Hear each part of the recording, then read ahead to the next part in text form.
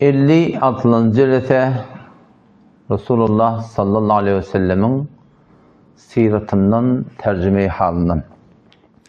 Elhamdülillahi Rabbil alemin ve salatu ve selamu ala seyyidina seyyidil enbiyayı vel mursalin ve ala alihi ve sahbihi ecma'in. Peygamber aleyhissalatü vesselamın yaşayışını iyidarlamaklıktan maksat neme? Yani insanın ıslah olmaklığı, doğrulanmaklığı. Ne yapalım doğrulanmalı? Son Rabbimiz Allah Tebarek ve Teala Kur'an'na Peygamberimiz bir unvanı görüldü, olgu, idini çamaklığa, liyagatı adam deyip hakiki şonu teçigili.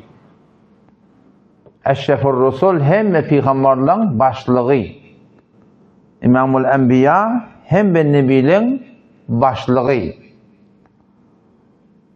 O zaman şol Allah Teala'nın bennesini tanımaklık ne kadar da kav tanımaklık sebep oluyor, biz de şunu şu olgumuz da görüldüğümüz şunu oraya amal etmekliğimizin var ya antat oluyor. Peygamberimiz tada ne etiptir? Tada ne etiptir? Bütün yaşayışta hatta şu bilgi çıkıp var yakan ne mi diyemedi? Ama pellik almadan ikinci tabak içinde tavaya çıkıp var ya defa koyana çıkıp var ya ne mi diyemedi? Etek iğninde ne mi diyemedi? Şunda Peygamber Aleyhisselam boş koymaktır. Şundan ne üretiptir? Koyana çıkıp var yakan Subhanallah. Eteğini kere yakan Allahu Ekber. O tam şu sebep böyle bizim Hudaylıklı ve ne olmaklığımı da. Ne kadar Peygamber Aleyhisselam bizim yaşayışımız mengdese, ahlakımız, talamlaşmamız, hoşlaşmamız, toyumuz, yatımız, kaharımız gelinne, burada da söymemiz de, haydi bir yağdaydı. Yekan seni, Rabbimiz Allah Tebarek ve Teala Kur'an'na, muhaddiste de hadiste, şunu yekan aydıptırlar yani. Şimdi de, şol Peygamber Aleyhisselam'ın yaşayışından gurrumuz indi şu Cengi Bedir'in sonun. Cengi Bedir'in gurrun Kur'an'dan biraz iyidarladık. Şimdi barıp yetip var ya Peygamber Medine'ye karşı bar yağla indi. Medine'ye karşı bar yağ kalıp Nebi Aleyhisselam iki nefere memuriyet verdi diye. Abdullah ibn Revaha, Zeyd ibn Sabit radıyallahu anhum'a ayette diye siz barın bizden önce ilan edin. Türkmen ona ne mi diye? Başka bir at diye. Boşlukçu diyorlar.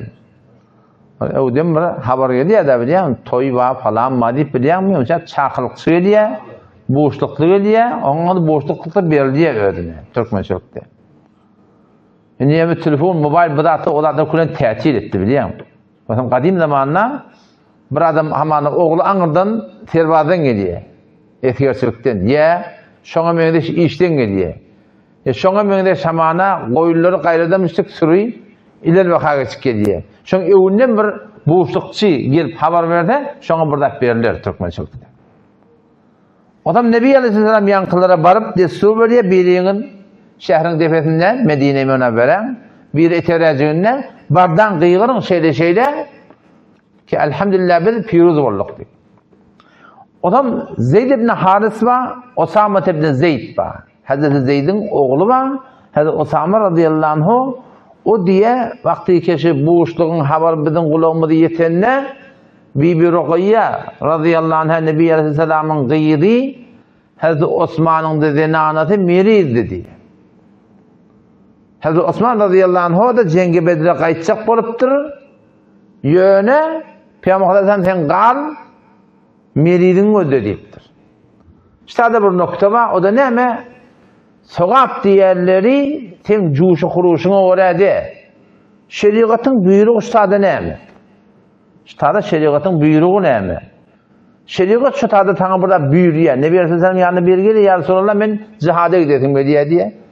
Ama Nebi Aleyhisselam anlattır. Nenem var mı deyip. Nenem var. Başka kim? Nenem saklaman adam yok. Onda git nenem sakla. Sen cihadın sonuna deyiptir.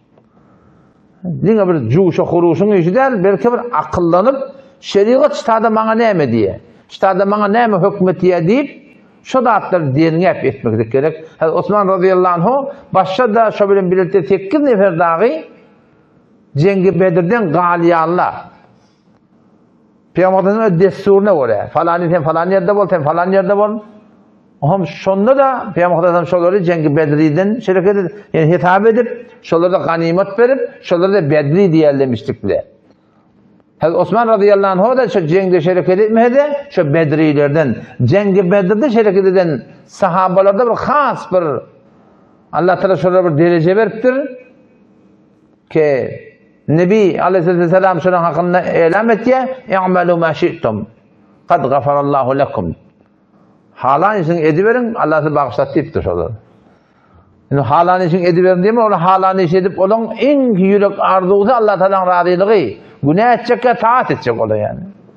Çünkü hakikatte adam her zaten metre Huday Teala'na görmeli.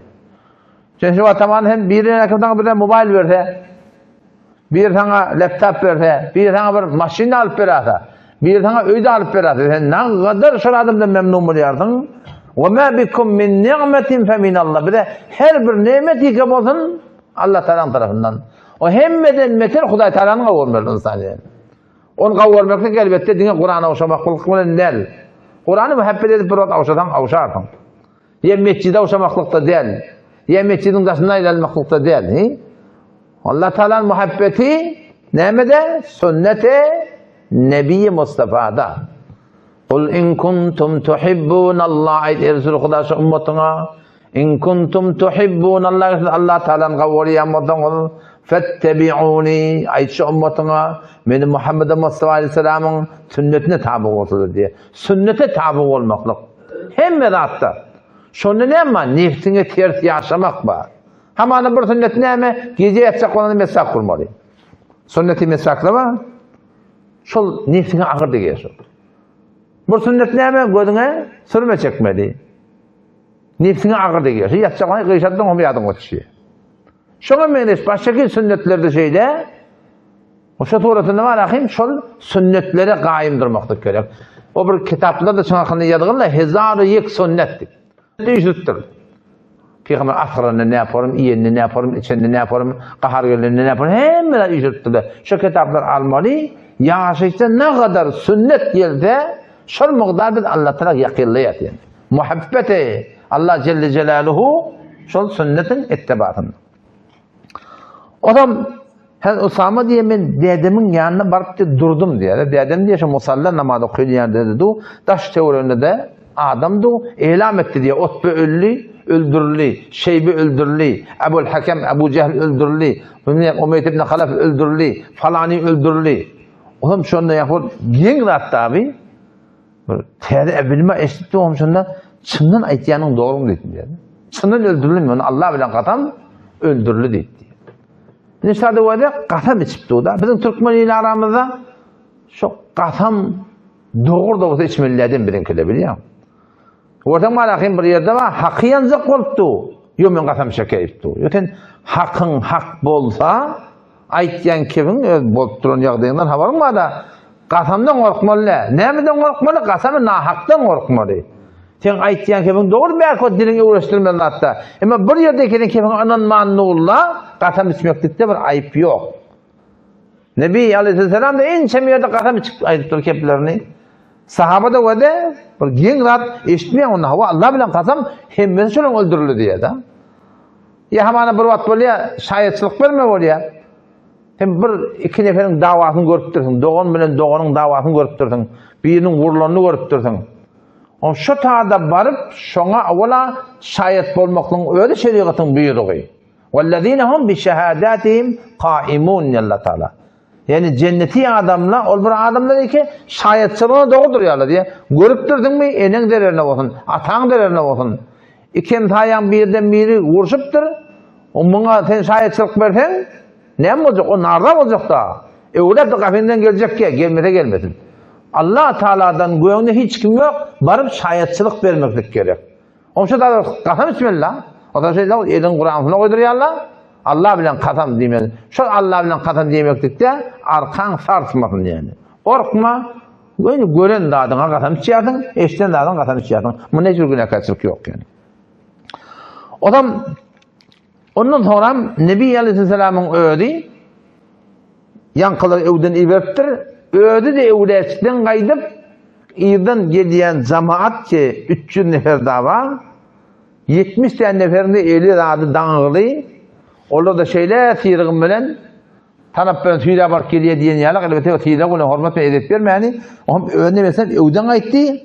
Tamam leşkeri esirle bilen Hazreti Abdullah bin Kâb'e tavşırttı.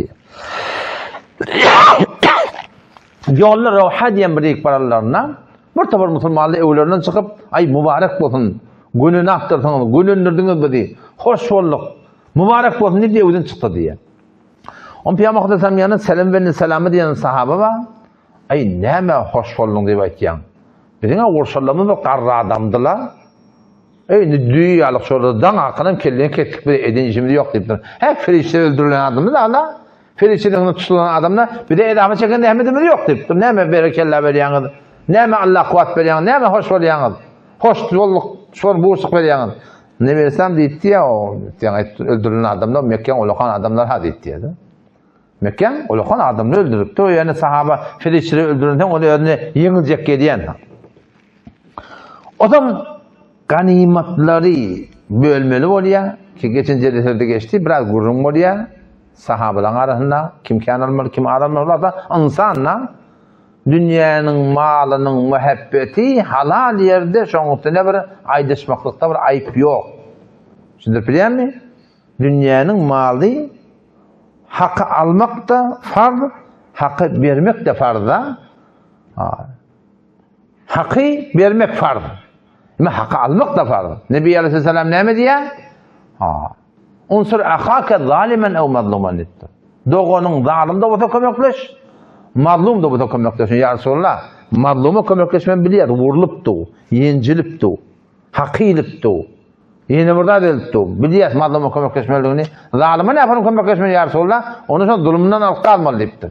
Vakti sen görüyorsun tohmet içinde biri tesirlik edip sen marahim yerini alan şol, yerine giren şol, malın ayağını deven şol, hayti bir yamallık eden şol, şon yanakta, şol adam dedi ki, şu bir yamallık edip yani akıl geçmelidir yani.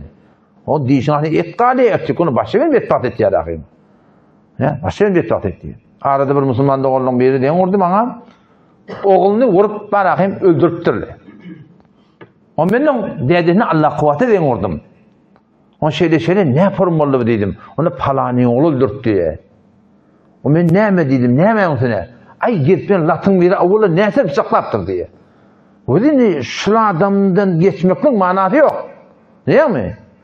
Doğru bir aman bir böyle burada dedip bir evvel kudefesi olsa bir oyunun üstünde olan olsa bir hemen bir ağırdır verdiğin olsa bir tak boltur dedi geçmeni yer var da zavallık ediptir, cahillik ediptir dedik bu ne? Ama yok. Ne için bir sual için ne feriz ediyorsa dedi. Oğlum bana mağla tercih diye de o çal olmuyor. Ne mi diyen dedi. Ödüm olsan ne mi diyen? Ben geçip olmayayım dedim daha ama. Ödüm ne mi diyen dedim. Ben bundan geçmek olmayayım dedim. Geçmeli mi ha? Geçmeliyse var da. Geçip olmayan bir adamı yeketen geçsen başka adam harap olacak. Başka adam diye. Evet şu adamdan geçmeliler. Şunun yerine oturtmalı. Dişini ağına oturtmalı. Ne mi diye? Et kalmasın diye. O zaman şu suratından ayet-i Kur'an iniyor. Sahaba bir dünya malını gurun oluyor. Gurun ediptirler. Hiçbir irat yok yani şunun hakkında. O zaman ne mi iniyor? Kur'an iniyor. Afa diye gurun. Kur'an iniyor. Mal ganimetin hakkında ne etmeli? Kime ölmeli? Kim ölmeli? Nece ölmeli? Yani Kur'an iniyor. Tamam mı diye gurun. Bir de var şunun konuşu eğer helelik gurun deminin arasında. Diyanet orada. Ara gurun şeye doğanın arasında yine buradadın hakkında şeriat ne mi diye. Şeriatın hakkında ne mi hüküm veriyor? Şu şeriatın hükmünü gördürsene dava da yok, cencel de yok. Şeriat şey deyiptir hava. Ama bilmeyen kepleşip gurun ediptirler, gurun saltırlar, bağışla deyip aydan var. Her bir meselenin hakkında olsun da. Her mesele, şu Türkmen ileri olanda ne kadar ihtilaf. Ne mi tökülmeye? Çünkü Kur'an'a geldiğinde. Çünkü sünnete geldiğinde mezhepteki Kur'an sünneti elekten geçirip terörlerinden mezhep Kur'an sünnette başa burada değil. Şoňa geldiğinde var ahim kep de yok, gurrun da yok. Biliyor musun? Hem biraz tavır küçük yani. O zaman Nebi Aleyhisselam sonra sefra diyen yerik baranlarına şu tadı kullan ganimetleri den payladı diye. O Nebi Aleyhisselam sonra neçe nefer var? Seyyid ibn Zeyd var. O zaman yine de birini Ebu Sufyan'ın kafilasını gittiğini gözleyen deyip Cenk-i Bedir'den orada tavır şolun iniyi veriptir. Hazreti Ebu Lubabı radıyallahu anh'ı Medine'ni taklamalı şeyim koruyup, ten galliptir. Asım bin Adi'ni Medine'ye defelerine haberdar bulup koyuptur. Şu bunun falansa adam dükkiye, sonra burada ne hesap oluyor? Şol Cenk-i Bedir, Bedrilerden hesap buluptur şurada yani. Yolla gidiyor ki Nebi Aleyhisselam mihriban da biliyor musun? Ama peygamber da yani doğulan yerine katı doğuluyor yani. Kâhadımda oluyor bitir ediyet köhölüyor.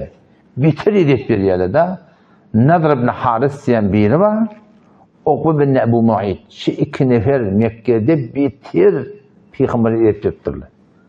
Bitir sevip, yamallap, ağını ökünüp, yüzünü tüykürüp, o yankı Ukbe diyerler de var. Nebi Peygamber Aleyhisselam namazda okuyup tuğka şu düğen karnı gel, doğru defesini koyup, tecrüde yıkap bokurda ondan şadır yarak var, idi bokurda onu çekip, yüzünü tüykürüp, Nebi Aleyhisselam işte bitirken edettirdi. Ola da yankı 70 nefer esirin içinde baha. Nebi Aleyhisselam şundan sefra diyen yere geliyorlar, ganimet malı bölmeye ayıttı diye Nadr'ı öldürün dedi. Şu taada deri kellen kesti dedi yankı. Sonra berde Al-Kuzzabiye diyen bir geliyorlar, o taada da yankı Ukbe bin Ebi Mu'id'i onu da kellen kesti. Yani açık kolyanım yani Peygamber Aleyhisselam bitir mihriban da mihribanlığına gurun yok. Ama Peygamber bola şu doğulan yeri var. Şimdi biliyor musun? Kendi vakti bir adam bir ağrım düşüp da barıp sonra hey geçsin, hey bağışlatın baba. Peygamberin de bağışlamadık yeri var. O falanın oğlunu öldürttüler. Men kümmette bir tane familyanın biri var. 7 olup men bir çıkanımı öldürdüler. 7 olup. Sonra ol başa çıkanma da men evet geçmeyen deyip da. Men bura ahım vardı başına biliyor musun? Geçsin. Baba men nece geçeyim ya da. Vaktiyen yüreğinde bir daha değişim form enziliptirler. 7 olup bir bana atı 22 yaşındaki cavan oğlunu oraya öldürüyorlar. Yani açık kolyanım bir belli yerlerde geçmesizlik, etmesizlik adamın bir rahmliğine deliller. Belki taraf doğuluptur da biliyor musun? Bitirin ziptir. Oradan peygamber var. Ne kadar rahmet dua etiye. Yani Taif'e giden de vur ya Allah. Neçe kilometre kavalaptırlı diye de. Dilimiz bilir anlattı biliyor musun? Şu an biz kümüşte ben ya zaman setinden bir yerine hele geçecek kol. Oturalım hakma höy yetirli bir de. Bir de öyle çok yavana geçiyorlar kıyındır ya öyle. Katı kıyın yetiyor. Vurup durla kavalaptırlı biliyor musun? Şolan hakkında hayır dua ettir Peygamber Aleyhisselam. Ama doğulan vaktini bet dua ettir Peygamber Aleyhisselam. Doğulan vaktini bet dua ettir yani. Vakti ki tebbet yedi Ebi Leheb iniye de Sure-i tebbet iniye. Ebu Leheb'in öğredi dinanısının cehennemiydi gaydiye de. Şondan övünçe Peygamber Aleyhisselam 2 tane kıydı. Ebu Leheb'in Oteybe diyen oğlunna nikah ediptirler şunu. Şu zamanla İbrahim Peygamber'in qalanın dininden şunun altına bağmıştık. Ehli Mekke'nin içinde ehli tevhid bağmıştık. Bir Allah'a sığınmakla bilen bağmıştık. Butperestlik doğru değerlerini bağmıştık. Ve cealeha Kur'an'da geliyor. Galiba Sure Zuhruf'tadır. Ve cealeha kelimeten bakiye diye. Fi akibihi leallahum yerciun. Şu kelime-i tevhidi doğru diyanet şunun altına bağmıştık yönü. Hey şu Türk meselelerini bilen söyledi. Hakikaten uzun minnesini unutulmaz. Yani şu bedgatların içinde ortaya çıkıp aytmaklık ne kadar kıyın? O da şurada aytmak doğru kıyınmıştık yani. Katı kıyınmıştık. Nikah diyenler aralarına bağmıştık öyle zaman. Namaz da şöyle okuyorlar müzikle. Sadaka da şöyle verirler müzikle. Tavaf da ederler müzikle. Ben evvelim var şu Moşrikâne Mekkan zindigini okuyayım da. Bunları ne kafir diyelim diyen ha. Hem de dedik ya bunlar sadaka, hasları koyup hacı edip Ola ortam şu la ilahe illallah Muhammed Resulullah'a imanları yok. Belki de hayırlı işlerden peyda olmaktır. Kur'an'a imanları yok. Peygamber'e imanları yok. Kıyamet ölümden dirilmeli. Şuna imanları yok. Şu taydan şolara kafir diye. Ya hem kafir cemaattan naqat qavluq etýär şu şeyden. O tam hava ya. Otbe bilen Otaybe şonna Ebu Leheb'in oğulları Nebi Aleyhisselam'ın qıyıllaryny dädesandy. Dädesini cehennemi dip Kur'andan geldi. Dädesi bilen qıyıl nanqy o nenesi bol Muhammed'in qıyın talak bir, bol talak bir dip talak berdirýärler. Otbe oturan yerine talak dipdir. Şoňa bamysyk talak. Otaybe beytmedi diye. Oturan yerine talak diýmekdir. Şondan geriye aylanıp ýa. Nirde Muhammed dip Aleyhisselam. Gel Peygamberden de o Mekke'nin kaptalına qıyşaryp oturan, Mekke yaplanıp oturan. Onşonna çem tapıp dohlakan Peygamberden yakandan tutýar.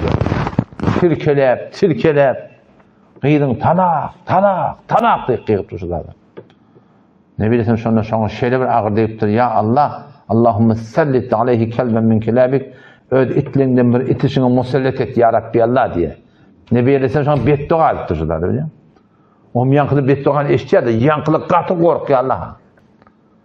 Sonra bol beýle şerekidinden gorkýar Allah Peygamber Muhammed dua etýän duanyň kabul boljagyny bilýär Allah. Sizde etiqatlar var.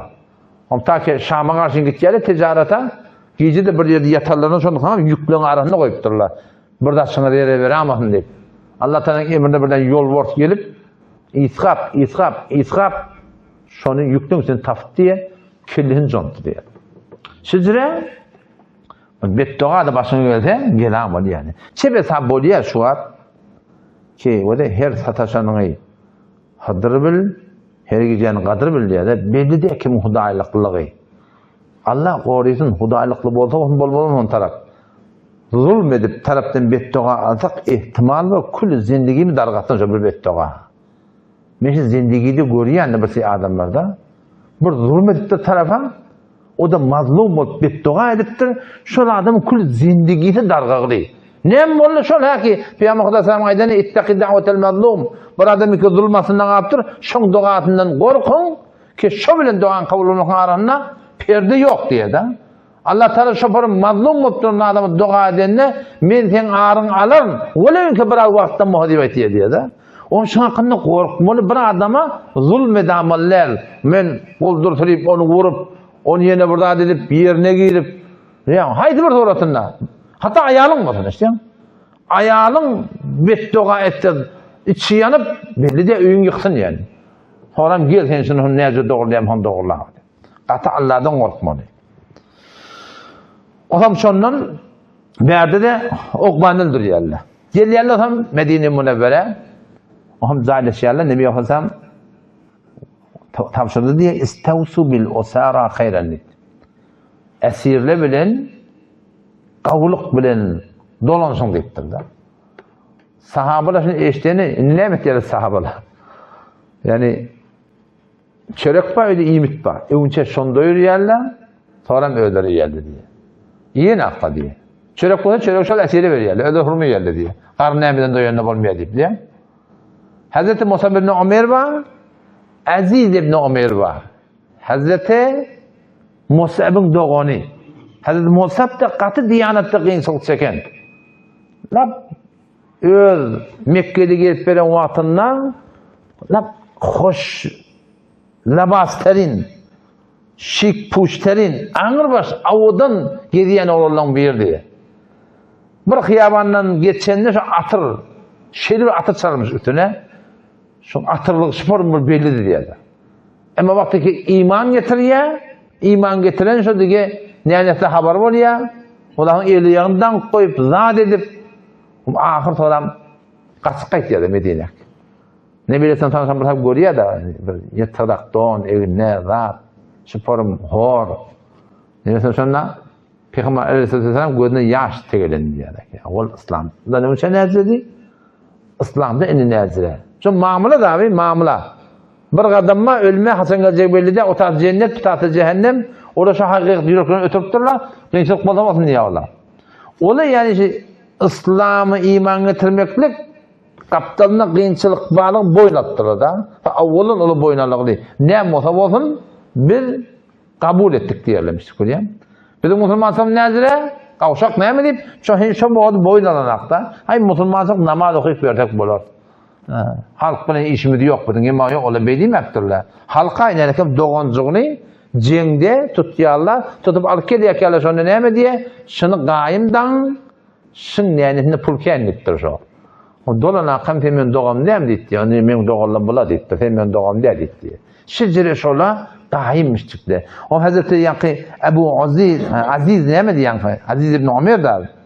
Ebu Aziz, Yankı Hazreti Musa'nın doğanı, men bir esir ettiler diye, fakat mangidir yerle diye da, çörek bolsa menki diye, bunu utandım, baba ödün iyan, al iyin bol men qardık iyan, iyin aklı sahabını. Şu esiri bir yerle, öldürülme yerle, şu porun bir qav bir ahlak kökettiler, biliyor musun? İslam fakat bir, yani kepkurun bilen evgelen aklı, İslam ahlak bilen evgettir.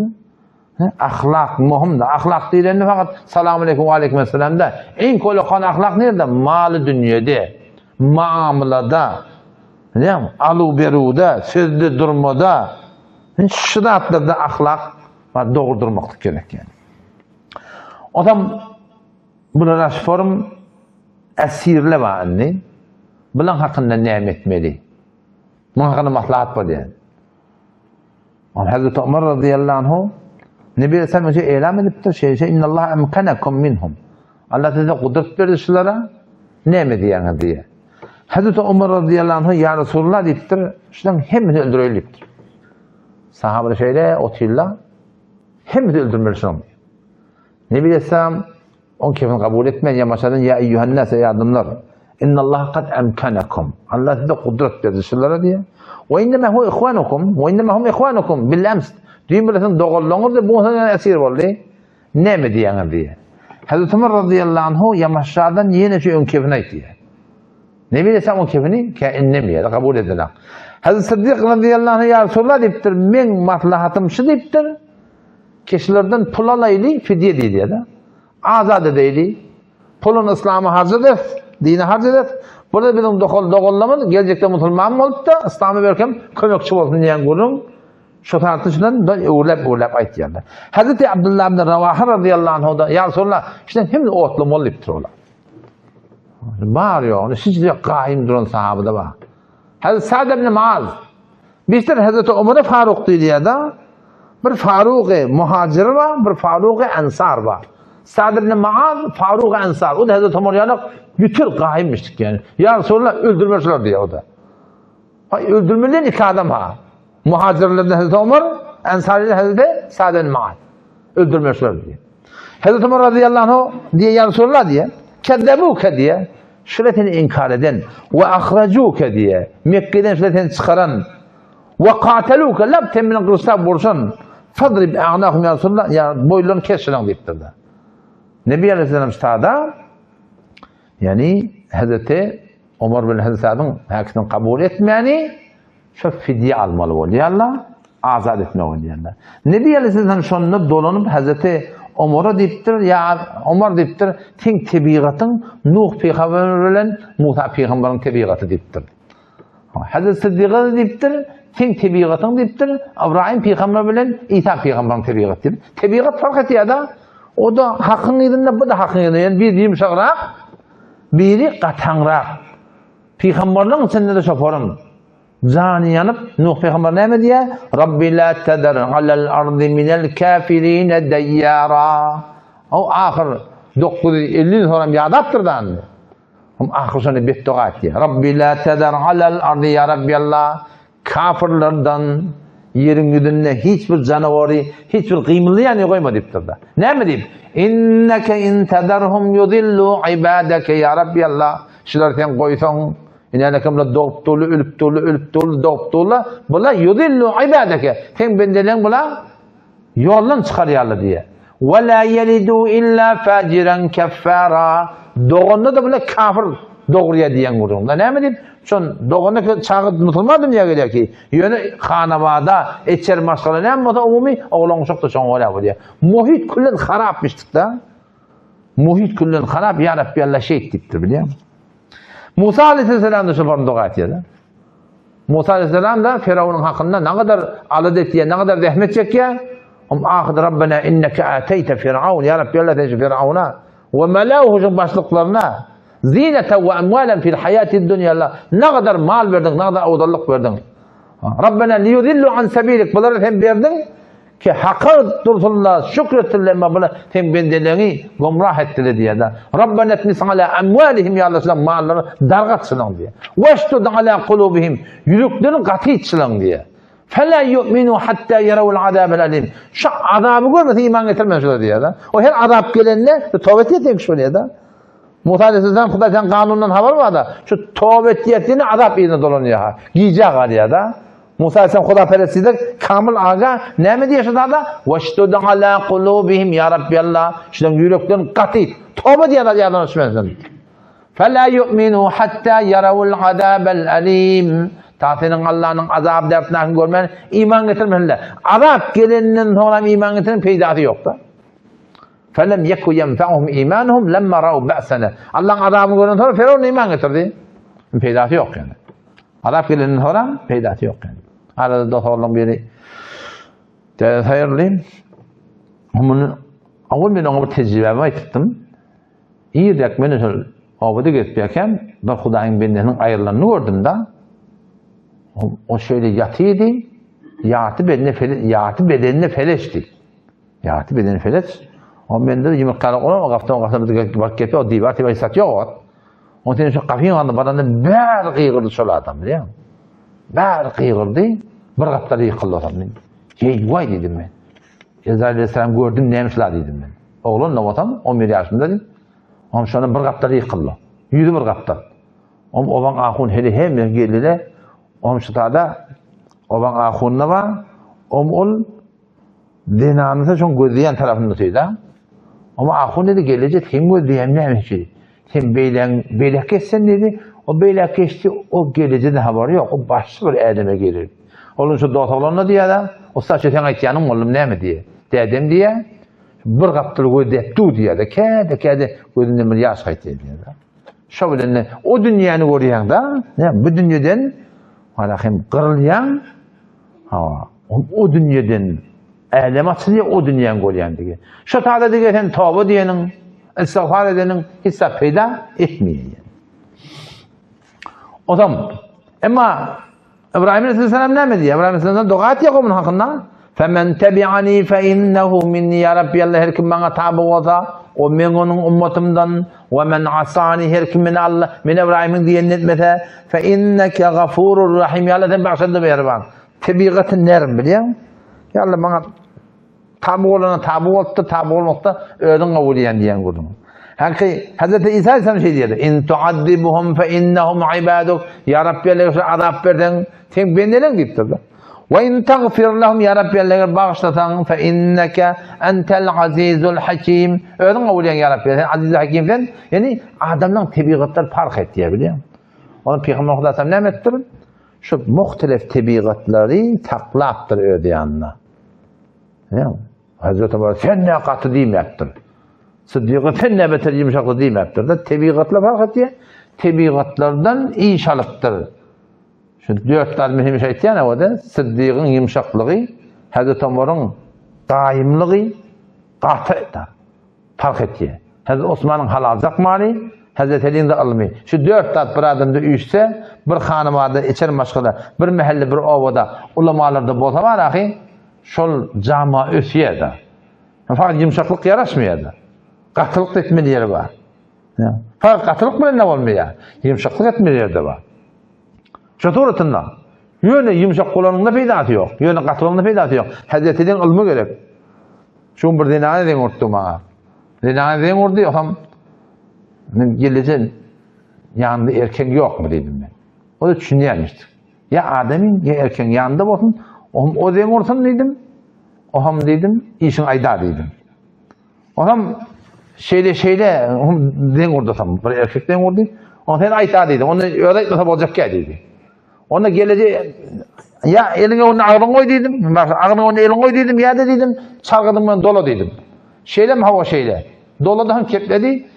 Nenem ayırlı diye. 7'sini qav verdim, 40'ını qav verdim, 100'ünü qav verdim, falan qav verdim, ken harcım yok, borcum yok. Men näme deyin? Men aytdım o berilene hemmesi de günahkarçılık deydi. Qav düşündürdüm da. Şeýle şu tamamı bir diýen namaz okuýdyk, farz namazy jamaat okuýdyk. Sünneti jamaat okuýup bolýarmy? Bolmaýar. Meger arada tarawa. Ne bolmaýar? Şol peýgamber sünneti her kim öyle okuýmaly edipdir da. Enfiradi ibadatda. Oşa doğrultuda ölüye sadaka vermeklik ba, ölüye hantama, ha teoremde garip ba, muhtaç ba, şolara vermeliydim. Şeylem hava şeyle var. Onlara vermek başka şey. Adam üçürüp ölüye sadaka verecek diye elçektiydi. Başka doğrult kitapta geliyor ki, gariplere versen, o vatsın gariplerini üçürüp getirip de öyle olay yok.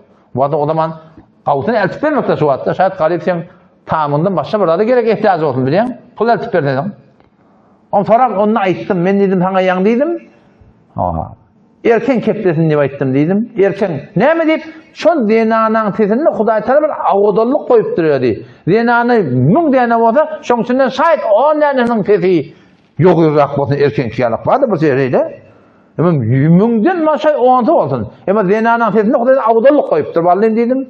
O bir erkek adam ýa-ni ya dogony ya adamsy bir erkek adam şu aňyrdan DNA'na elew diýenne sen ýüreňe okuny gurýar şeytan. Bu tebii zat. Bizim elimizdeki zat diye daha biliyor musun? Bizim elimizdeki zat diye. On Kur'an'da da Hudaý Taala getirip dur da. 20 kilo paran başçağına Hudaý Taala ne diye? Ya nisa'en nebi ey peygamberin de analary lestunne ki ahadin minen nisa'il başheli yalaq diýal. In ittaqaytun neger Hudaýdan gorkýan bolsaňyz peygamberin helelerini etdi ha. Cenneti şöyle ben kafam etýän peygamberin heleleri cenneti. Doğru cenneti adamlara edipdi da. O da sahaba, o da cenneti. Yani sen nebi ey peygamberin analary lestunne ki ahadin minen nisa siz başı heleli yalaq diýal in ittaqaytunna eger Allah'dan gorkýan bolsaňyz fela tahda'na bil qawl erkekler bilen mulayim kepleşmeň. Heleň ötesinde mulayimlik bar. Ne yaparmaydı bunu? Hadiste gelşi elini ağrının öwünde goýurmuşlukda. Tefit ederlemişlukda. Ya çargadı bilen dolasın. Mulayim keplesin ne bular? Feyetme'allezî fî kalbihi merad.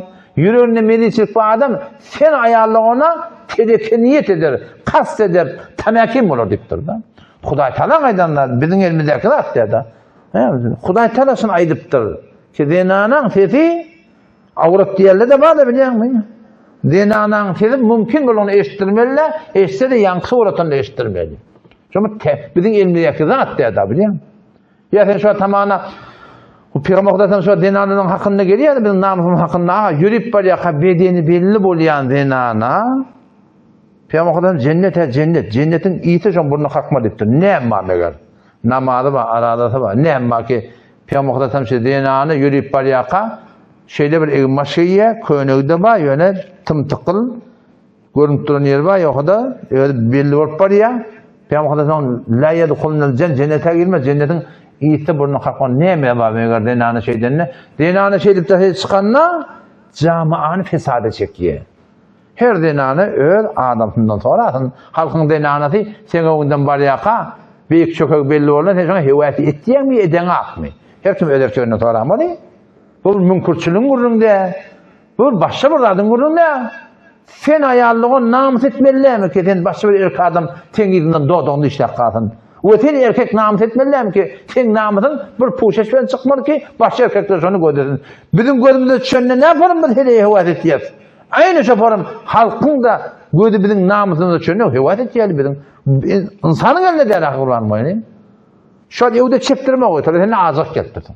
İme ahunaga bolýar, imelle. Hewat etme ahunaga bolmaýar megelimde de. Hewat etmeklik etmedik megelimde de. Yani homçu şeriat çıtadыр koyuptu ne için? Qorymak. Korona gelecek deyip ne kadar hayır helak bolurlar. Hey vay.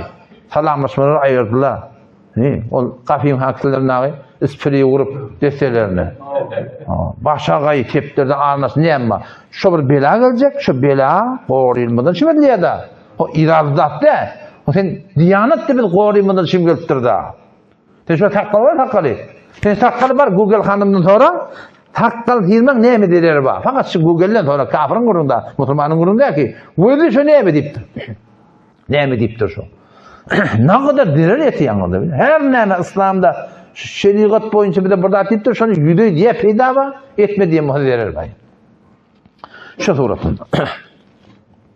Odam Nebi Aleyhisselam istada ahir radi bolýan ki fidye almakla. O yanına Hazreti Cebrail Aleyhisselam geldi diye, o da Hudaý Taala'nın imtihanı var. Bu da imtihan yerler fakat kıyınçılıkta değil, hoşluk bilen imtihan bolýar. Şükretýän mi eden akmy? Hudaý dogdurýan mı duran akmy?